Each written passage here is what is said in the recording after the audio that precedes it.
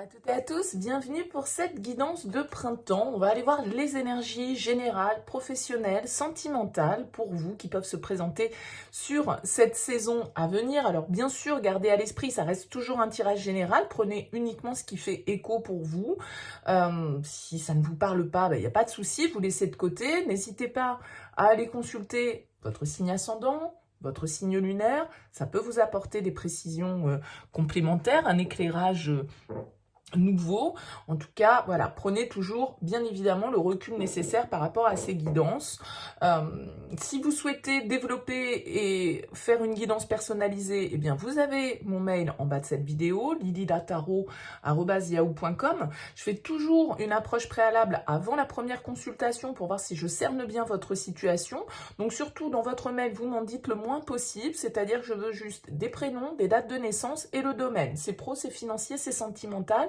Pas plus de détails, pas de questions, parce que dans la question, il y a déjà des fois des éléments sur votre situation. Donc voilà, j'aime bien partir d'une page blanche. Donc vraiment, vous me donnez le minimum. Et après, bien évidemment, je reviens vers vous pour vous expliquer mon fonctionnement. On va donc utiliser 3 tarots différents. Le Rider-Waite ici pour voir les énergies générales. Le tarot des sorcières pour voir les énergies au niveau pro-activité, et puis le Light Years Tarot pour les énergies relationnelles, sentimentales. Voilà pour le programme. On se retrouve tout de suite pour votre tirage.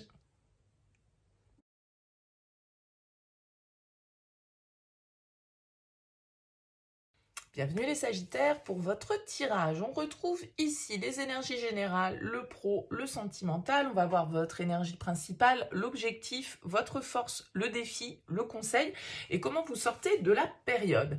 Alors, en dos de deck, qu'est-ce qu'on a? On a un 2 de denier au niveau des énergies générales. On va nous parler peut-être de réflexion, d'hésitation,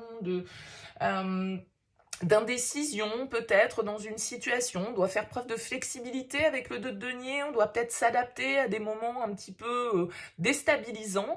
Ça peut ça peut être lié à votre domaine professionnel. On a ici l'As d'épée qui va nous parler de réflexion, de décision, de vérité, d'informations importantes qui vont arriver pour vous, d'une certaine forme peut-être de clarté d'esprit. Ça peut concerner le matériel pour certains d'entre vous avec ce roi de denier. On a peut-être l'énergie d'un signe de terre autour de vous, les Sagittaires, qui peut influencer un petit peu vos énergies. On découvre ici cette première ligne. As de bâton en énergie principale. Hop. 7 de coupe en objectif. 7 de bâton en force. 9 de bâton en défi. 8 de coupe en conseil et pendu en sortie de tirage. Ok, bon, on voit que vous démarrez cette période avec l'As de bâton. Il y a un nouveau désir, il y a une nouvelle envie, une nouvelle opportunité ici avec cet As de bâton qu'on a envie de réaliser. J'ai l'impression que vous avez peut-être une décision, comme je le disais avec le 2 de denier, on hésite peut-être, on pèse le pour et le contre dans une situation parce que vous semblez face à peut-être de multiples directions. Le 7 de coupe, ça peut être la carte des choix multiples et donc d'une certaine forme d'indécision, d'hésitation dans laquelle on est parce que plusieurs possibilités s'offrent à nous et on peut avoir un petit peu de mal à faire la part des choses entre ce qui serait le plus bénéfique pour nous, ce qui est de l'ordre de la réalité, ce qui est de l'ordre un petit peu du fantasme. Donc le 7 de coupe en objectif, il nous indique que voilà, vous avez peut-être envie d'un nouveau départ, de poser une action, de prendre une décision, de faire valoir vos droits, de vous affirmer dans une situation, parce que ce 7 de bâton, il nous dit que vous allez être tenace, que vous n'allez pas lâcher, que vous allez faire face contre vents et marées presque par rapport à ce qui vous préoccupe, à cet As de bâton, d'accord? Alors, attention à l'épuisement, parce que la 9 de bâton, elle peut nous parler d'une résistance qui finit quand même un petit peu par nous pomper notre énergie. Donc, attention à ça. Il y a beaucoup de cartes de bâton dans votre tirage général. Donc, ça veut dire que vous êtes dans votre élément. Il y a peut-être ici, voilà, un mouvement à opérer avec ce 8 de coupe. On vous dit en tout cas d'avancer. On vous dit d'opérer une transition. Le 8 de coupe, il vous dit d'aller chercher ce que vous souhaitez, d'aller chercher votre bonheur et peut-être de devoir vous affirmer par rapport à ça, par rapport à un entourage, par rapport à un partenaire, par rapport à un patron, par rapport à un environnement quelconque, ici, qui peut s'opposer à vous, parce que le 7 de bâton, il est toujours en train de défendre ses positions. D'accord? Donc attention peut-être à une attitude qui pourrait être excessivement défensive et un peu en mode protection et donc un peu fermée avec ce 9 de bâton. Le 8 de coupe, il vous invite à prendre du recul et à effectivement sans doute eh bien laisser derrière vous certaines options pour aller vers celle qui vous satisfait le plus. Alors je pense quand même que cette envie qui s'éveille en vous, ce potentiel, cette idée peut-être qui germe, ce feu qui s'allume, vous allez prendre le temps, hein, malgré tout, avec le pendu et le 2 de denier, de réfléchir à la situation. Vous n'allez pas vous précipiter non plus. D'accord? Le pendu, il nous indique que peut-être tout le pouvoir n'est pas entre vos mains, que vous êtes peut-être dans une situation où pour l'instant vous ne pouvez pas agir ou que vos actions sont un petit peu limitées parce que, ben voilà, comme je le disais, avec le 2 de denier, on doit s'adapter, on doit faire preuve de flexibilité, on doit faire preuve d'adaptabilité face à une situation. Donc peut-être que votre envie de départ, eh bien voilà, va falloir effectivement s'armer de courage et de ténacité pour lui permettre de naître d'un certain côté ou de prendre vie parce que eh bien il peut y avoir une forme un petit peu comme ça de ralentissement sur la situation. En tout cas, le 8 de coupe, il vous indique vraiment de partir en quête de vos désirs, de prendre peut-être de la distance hein, par rapport à certaines situations qui peuvent ne plus vous convenir au jour d'aujourd'hui, ne plus vous satisfaire. Mais il y a cette phase de réflexion, un petit peu de suspens sur cette période du printemps. Donc tout ça, c'est peut-être en train de faire son chemin. Peut-être que vous êtes en train justement de vous armer d'arguments, d'éléments pour pouvoir défendre votre point de vue et défendre votre projet. Mais voilà, il se peut qu'il y ait une phase un petit peu de ralentissement sur cette période du printemps avec la carte du pendu. Tout n'est peut-être pas résolu à ce moment-là. On va découvrir les énergies pro. La 2 de denier qui revient. La roue de fortune en objectif. La reine d'épée en force. Le cavalier d'épée en challenge, le 8 de denier en conseil et le page d'épée en sortie de période. Ok, page d'épée, as d'épée, reine d'épée, cavalier d'épée, beaucoup d'épée. Donc beaucoup de communication peut-être, beaucoup de réflexion aussi avec cette carte d'épée. Alors j'ai l'impression que c'est là que ça se passe, hein, cette réflexion, cette hésitation, le fait qu'on pèse le pour et le contre, qu'on essaye peut-être de trouver un équilibre au niveau professionnel. Mais on voit quand même ici avec cette roue de fortune que ce que vous voulez, c'est du changement. Ce que vous voulez, c'est une évolution. Ce que vous voulez, c'est que les choses bougent, que les choses avancent. Et vous avez vraiment ici, avec cette reine d'épée en force, pour moi, alors soit quelqu'un qui peut vous aider, parce que cette reine d'épée, elle pourrait représenter quelqu'un autour de vous qui vous apporte sa vision, ses conseils, son expérience, sa connaissance, hein, parce que la reine d'épée, c'est quand même une savante, entre guillemets, dans le tarot. En tout cas, c'est celle qui a les connaissances. Peut-être que c'est quelqu'un qui peut vous aider à faire avancer vos projets. Ça peut être une juriste, une avocate, enfin un ou une, mais là c'est une reine, c'est pour ça que j'ai dit ça. Mais ça peut être quelqu'un autour de vous, pourquoi pas un signe d'air, hein, Verseau, Gémeaux, Balance.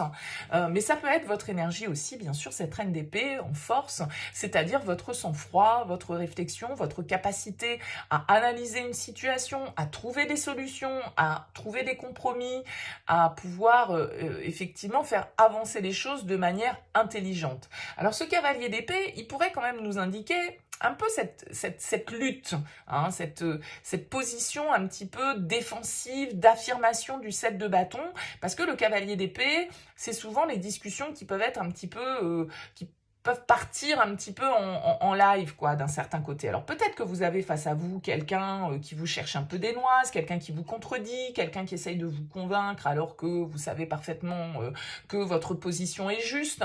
Bon, ce cavalier d'épée, ça peut être quelqu'un face à vous qui vous défie justement ou qui vous fait obstacle. Moi, j'ai l'impression qu'avec le 8 de denier, on vous dit restez focus sur votre tâche, restez focus sur les détails. Le 8 de denier, c'est le pointilleux, c'est le consciencieux, c'est celui qui fait les choses de manière précise, c'est celui qui est un peu perfectionniste et qui reste concentré sur sa tâche. C'est vraiment une carte de travail, c'est une carte d'effort, c'est une carte de travail minutieux où on doit faire preuve de persévérance. Donc j'ai l'impression que vous allez pouvoir d'un certain côté imposer peut-être en quelque sorte vos idées, votre point de vue, vous allez peut-être pouvoir apporter de la nouveauté et de nouveaux éléments de compréhension dans votre situation professionnelle, dans votre équipe. En tout cas, ce page d'épée, il nous parle ici de bonnes nouvelles. Je pense qu'il y a de la communication. C'est peut-être ça qui fait qu'avec ce 2 de denier, on est un peu... on l'a vu avec le pendu, le pouvoir n'est pas forcément entre nos mains. C'est-à-dire qu'on peut être dans l'attente, ici, par exemple, de décisions de justice, de documents administratifs, de documents légaux pour pouvoir faire évoluer notre situation. Et donc, du coup, on attend des nouvelles. Alors, il se peut que ces nouvelles, eh bien, vous les ayez, ces clés, ces solutions, ces informations, vous les ayez sur la fin de période avec ce page d'épée et cet as d'épée. On vous dit, tenez bon, ne lâchez rien, restez focus sur votre objectif et gardez-le bien en tête parce que, effectivement, peut-être que vous allez avoir l'impression de tourner en rond et de stagner sur cette période du printemps. Ça peut vous paraître un petit peu bloqué, mais les choses vont avancer dans le bon sens à partir du moment où vous allez rester focus sur votre objectif. Au niveau sentimental, relationnel, 6 d'épée, 3 de bâton dans l'objectif. Chevalier de coupe en force, 5 de bâton en défi, le pape en conseil et le roi d'épée en sortie de tirage. Il y a quand même beaucoup d'épées dans votre tirage, donc possiblement un signe d'air ici. On a en tout cas l'idée, avec le 6 d'épée, de prendre un petit peu du recul, peut-être, par rapport à sa situation personnelle. J'ai l'impression que vous envisagez de nouvelles possibilités, vous avez peut-être des projets en tête. Vous pouvez même avoir un projet de changement de lieu de vie avec ce 3 de bâton, avec ce 6 d'épée, un déménagement, un voyage. En tout cas, j'ai l'impression que vous souhaitez un peu ouvrir vos perspectives, préparer l'avenir, avancer avec ce 6 d'épée dans une nouvelle étape dans votre vie sentimentale. Alors avec le chevalier de coupe en force, il y a toutes les chances que l'amour soit au rendez-vous pour vous, que vous ayez trouvé votre alter ego ou en tout cas une personne qui suscite chez vous des sentiments sincères, qui vous donne envie de faire des projets, d'être romantique, d'être dans une démarche comme ça un petit peu de conquête sentimentale. Alors peut-être que malgré tout, ce à quoi on va vous inviter, c'est un peu de sagesse, c'est un peu de raison, parce que le pape en conseil, il nous invite à une certaine forme d'alignement, de compréhension, il nous donne encore une fois de plus les clés de certains paramètres, il peut nous parler d'engagement, il peut nous parler de contrat, de s'engager symboliquement avec quelqu'un, officiellement avec cette carte du pape. Alors je pense qu'avec ce 5 de bâton en défi, c'est un petit peu une forme d'agitation ou de débat dans lequel il faut essayer de trouver une certaine forme d'apaisement. C'est-à-dire que, peut-être qu'il y a une situation sentimentale qui est un petit peu agitée, vous pouvez avoir quelqu'un face à vous, parce qu'on a quand même 2 rois, un pape qui ressort ici, pourquoi pas un signe du taureau pour certains. En tout cas, on peut avoir 2 personnalités assez fortes, assez matures, assez expérimentées, donc chacun a son point de vue, et le pape nous invite à la compréhension de l'autre quand même, et à l'écoute, à être posé. Ce 5 de bâton, lui, il n'est pas posé. Il est un peu dans un rapport de force. Il est un peu dans un combat. Alors, un gentil combat, le 5 de bâton, mais on cherche souvent à avoir un petit peu raison, à avoir le dernier mot, à imposer nos points de vue, à imposer notre idée. Donc ici, il y a une forme d'ouverture peut-être qui est nécessaire au compromis avec ce chevalier de coupe et donc plus à une certaine forme d'empathie, de compréhension, d'apaisement, de plus se connecter à l'émotionnel et à peut-être pas rentrer dans des petits conflits sans intérêt parce qu'on est différent de l'autre et parce que chacun a son expérience, chacun a sa maturité, chacun a son point de vue et donc forcément on peut ne pas être toujours d'accord, mais je pense que le 6 d'épée vous invite à la prise de recul, à la prise de distance, en tout cas intérieurement, pour dépasser certains litiges, certaines différences de point de vue, conflits, certaines différences de personnalité, parce que, encore une fois, pour moi, on peut être face à des personnes ici qui ont déjà un parcours de vie, mais qui ont peut-être justement envie de s'engager, envie d'être dans quelque chose de plus durable, de plus construit. Et il va falloir peut-être pour vous sur ce printemps dépasser des petits conflits d'intérêts qui sont bénins et qui en tout cas n'avaient pas intérêt à envenimer les choses et à en rajouter, mais plus à faire preuve de recul, de justesse par rapport à une situation, d'honnêteté aussi, hein, parce que le roi d'épée, attention, hein, il peut trancher, hein, il peut être assez cash.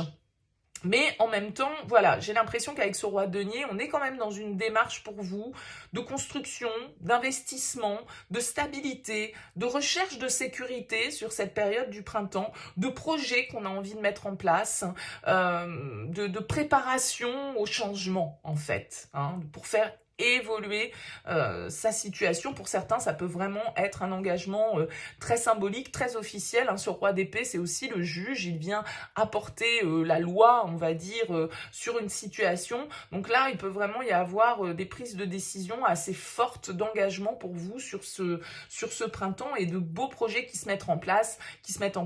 Voilà. Donc attention juste aux petits... à une attitude, parce qu'on voit avec le 7 de bâton, la reine d'épée, voilà, on peut être un petit peu,